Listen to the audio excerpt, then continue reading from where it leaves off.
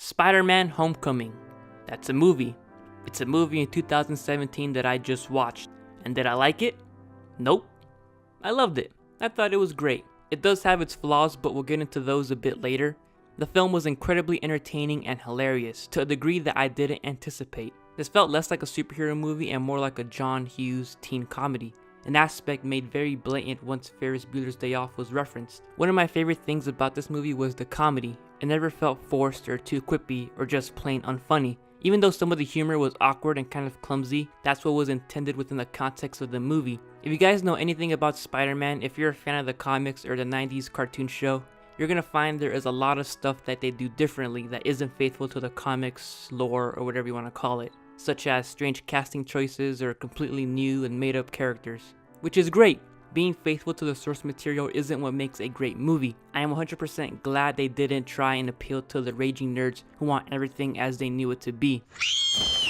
God forbid Marvel do something different with their characters. I really enjoyed the relationship between Tony Stark and Peter Parker. It had that really genuine father-son, mentor-mentee type dynamic, and was beautifully incorporated into the plot of the movie with one specific aspect attributed to the climax, which is perpetrated by the Vulture played by Michael Keaton, and is probably one of my favorite villains in the Spider-Man movie, and actually any Marvel movie. His motives are clear and simple. It actually makes sense, unlike...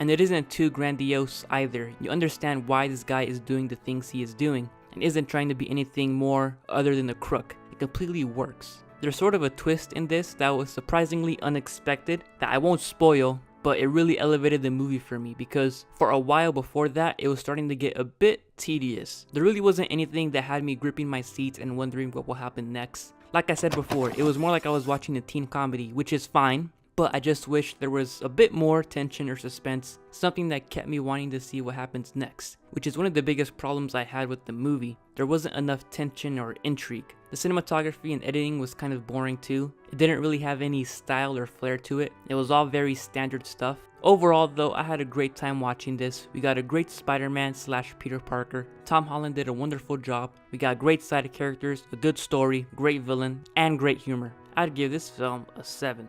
That's gonna be it for this video. If you want to comment something, go ahead. I'm not gonna stop you. Unless you're a self-promoting cunt or a bot. If that's the case, then go fuck yourself.